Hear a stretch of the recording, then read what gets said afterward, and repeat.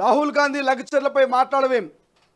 ఢిల్లీలోని కాన్స్టిట్యూషన్ క్లబ్లో సోమవారం లగచర్ల బాధితులతో కలిసి మీడియాతో మాట్లాడుతున్న బీఆర్ఎస్ కార్యనిర్వాహక అధ్యక్షుడు కేటీఆర్.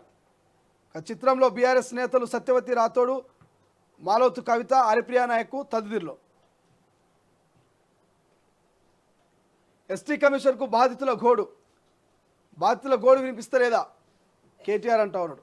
మణిపూర్పై మాట్లాడి లగచర్లపై మౌనం ఎందుకు?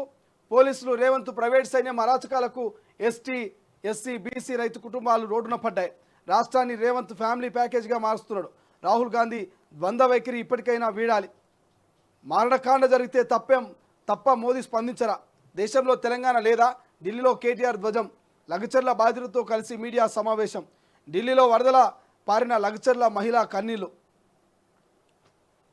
దేశంలో దళితులు, ఆదివాసీలు, బీసీ మైనార్టీలకు కాంగ్రెస్ అండగా ఉంటుందని గొప్పలు చెప్పుకుంటున్న రాహుల్ గాంధీ తెలంగాణలో సీఎం రేవంత్ సొంత నియోజకవర్గంలో జరుగుతున్న అఘాయిత్యాలపై ఎందుకు స్పందించరు? మణిపూర్ అల్లర్లు, లక్షద్వీప్ ఆదివాసులకు అన్యాయంపై మాట్లాడిన రాహుల్కు లగచర్ల కనిపిస్తలేదా? జాతీయ ఎస్టీ కమిషన్ సభ్యుడు జాటోద్ హుస్సేన్ కాలపై పడి వేడుకుంటున్న లగచర్ల మహిళ. రాత్రైతే పొలంలో దాక్కుంటున్నాం, బువ్వ పెట్టే భూముల ఈయనందుకే మాకి గతి. అంట. మా సమాధుల మీద శంకుస్థాపన చేసుకోండి. జాతీయ ఎస్టీ కమిషన్ ఎదుట లగచర్ల బాధితులట. ఇక్కడ తెలంగాణలో కొనసాగుతున్న కాంగ్రెస్ నియంతృత్వ పాలనపై ప్రధాని మోదీ, ప్రతిపక్ష నేత రాహుల్ గాంధీ ఎందుకు స్పందించడం లేదని బీఆర్ఎస్ వర్కింగ్ ప్రెసిడెంట్ కేటీఆర్ నిలదీశారు. మారణకాండ జరిగితేనే స్పందిస్తారా? దేశంలో తెలంగాణ లేదా అని ఢిల్లీ వేదికగా నిప్పులు చెరిగారు. లగచర్ల బాధితులు సోమవారం ఢిల్లీలో జాతీయ మహిళా కమిషన్, జాతీయ మానవ హక్కుల కమిషన్, ఎస్సీ, ఎస్టీ కమిషన్లు కలిసి తమకు న్యాయం చేయాలని వేడుకున్నారు.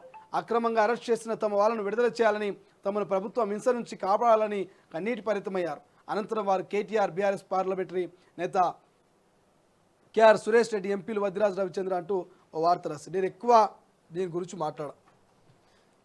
మీకు క్లియర్గా అర్థమైంది. మనం జరిగినటువంటి ఈ పత్రికలో కేటీఆర్ గారు లగచర్లలో కలెక్టర్పై దాడి చేసినటువంటి సంఘటన నేపథ్యంలో ఎవరైతే ఎస్సీ, బీసీ, ఎస్టీ, మైనార్టీ సంబంధించినటువంటి బాధిత కుటుంబాలను ఢిల్లీకి తీసుకుపోయి అక్కడ ఎస్సీ, ఎస్టీ, బీసీ జాతీయ కమిషన్ అధ్యక్షుడితో, చైర్మన్తో కలిసిరు. అక్కడ ఫిర్యాదు చేసిరు. సో వాళ్ళ బాధనంతా కూడా ఢిల్లీ వేదికగా వినిపిస్తూ ఉన్నారు. కానీ కేటీఆర్ ఒక మాట అంటూ ఉన్నాడు. ఏమంటున్నాడు కేటీఆర్?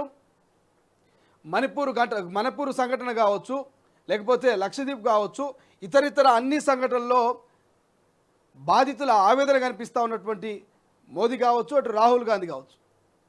సో దేశంలో జరిగినటువంటి సంఘటనల మీద రాహుల్ గాంధీ స్పందిస్తాడు, మోదీ స్పందిస్తాడు.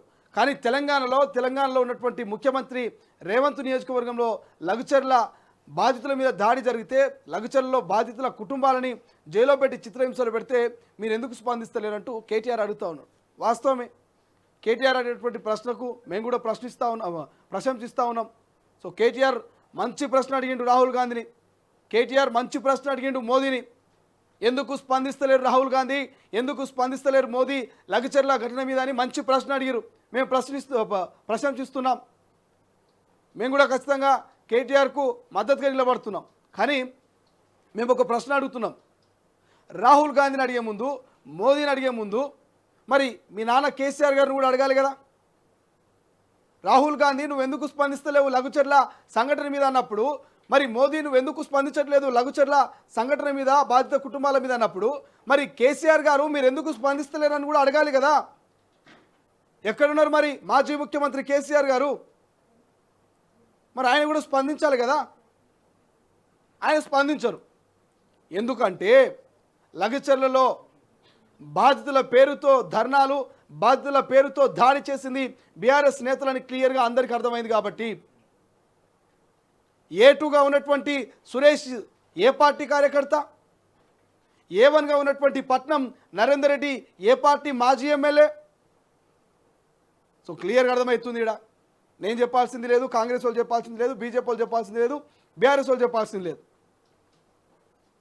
అక్కడ క్లియర్గా అర్థమవుతూ ఉంది. సురేష్ అనేటువంటి వ్యక్తి ఒక పక్కా ప్లాన్ ప్రకారం, ఒక గొప్ప నాయకుడి ఒక పెద్ద నాయకుడి అండదండలు చూసుకొని ఒక పక్క ప్రణాళిక ప్రకారమే కలెక్టర్ని ఊళ్ళోకి పిలిచి ఎంఆర్ఓని ఊళ్ళోకి పిలిచి ప్రజల్ని అక్కడటువంటి అమాయకపు రైతుల్ని రెచ్చగొట్టి వాళ్ళతోటి దాడి చేయించి ఇలా ఏమి తెలియని అభంశుభం తెలియని అమాయకులు లెక్క ఇలా బీఆర్ఎస్ నాయకులు మాట్లాడుతూ ఉన్నారు. సురేష్ ఎక్కడికి పోయిండు? సురేష్ ఇప్పటి వరకు పోలీసులు 4 బృందాలుగా విడిపోయి వెతుకుతూ ఉంటే సురేష్ ఇంతవరకు కూడా ఆయన జాడ దొరుకుతలే. అంటే ఒక సామాన్య కార్యకర్తకు దాడి జరిగిన తర్వాత పోలీసులకు దొరకకుండా ఉండాలంటే ఏడుండాలి, పోలీసులకు దొరకదంటే ఏడికి పోవాలి, పోలీసులకు దొరకదంటే ఏం చేయాలి? ఇంత నాలెడ్జ్ ఉంటుందా అసలు? మీరు ఆలోచించురి. నిజంగానే సురేష్ రైతు అనుకుందాం, నిజంగానే సురేష్ ఒక గ్రామంలో యువకుడు అనుకుందాం. ఒక మారుమూల గ్రామంలో ఉన్నటువంటి ఒక యువకునికి, మారుమూల గ్రామంలో ఉన్నటువంటి ఒక సురేష్ అనేటువంటి ఒక రైతుకి ఇంత నాలెడ్జ్ ఉంటుందా? మీరు అన్నట్టుగానే సురేష్ రైతు అంటే, సురేష్ ఒక గ్రామ యువకుడు అనుకుంటే ఇంత నాలెడ్జ్ ఉంటుందా? నాలుగు పోలీసు బృందాలు వెతికితే కూడా సురేష్ దొరుకుతలే. అంటే ఎంత తెలివిగా తప్పించుకున్నాడు? తప్పించుకోలే. ఎంత తెలివిగా తప్పించారో ఒకసారి మీరు ఆలోచన చేయాలి. ఎలా కేటీఆర్ గారు అంటారు, మరి బీసీలకు అన్యాయం జరిగితే ఊరుకోము, బీసీల అభివృద్ధి కోసము, బీసీల సంక్షేమం కోసము మేము ఖచ్చితంగా పాటుపడి ఉంటాము అన్నటువంటి రాహుల్ గాంధీ మరి లఘుచర్ల ఘటన మీద ఎందుకు స్పందిస్తలేరంటూ క్వశ్చన్ చేసేటువంటి కేటీఆర్ గారు, మరి మీ నాన్న మాజీ ముఖ్యమంత్రి కేసీఆర్ ఎందుకు స్పందిస్తలేరో ఒకసారి మీకు మీరు ఆలోచించుకోవాలి.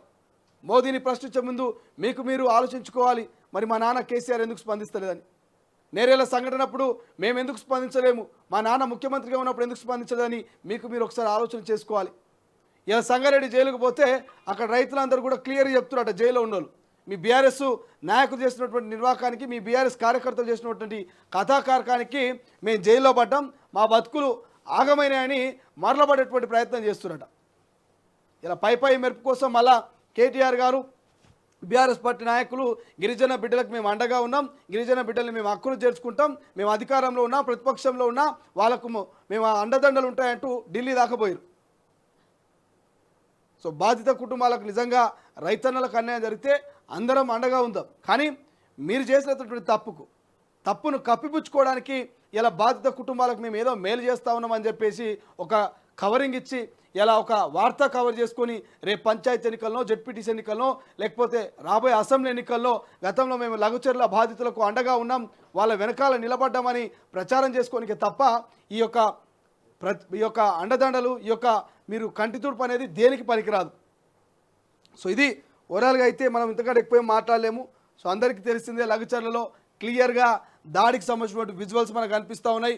కార్ల మీద ఏ రకంగా మరి కట్టెలతో రాళ్లతో దాడి చేస్తూ ఉన్నారో, ఏ విధంగా పక్కా ప్లాన్ ప్రకారం సురేష్ అనేటువంటి వ్యక్తి లఘుచర్ల గ్రామానికి తీసుకుపోయిండో అవన్నీ కూడా పక్కా ఆధారాలతోటి క్లియర్గా మనం చూస్తూ ఉన్నాం.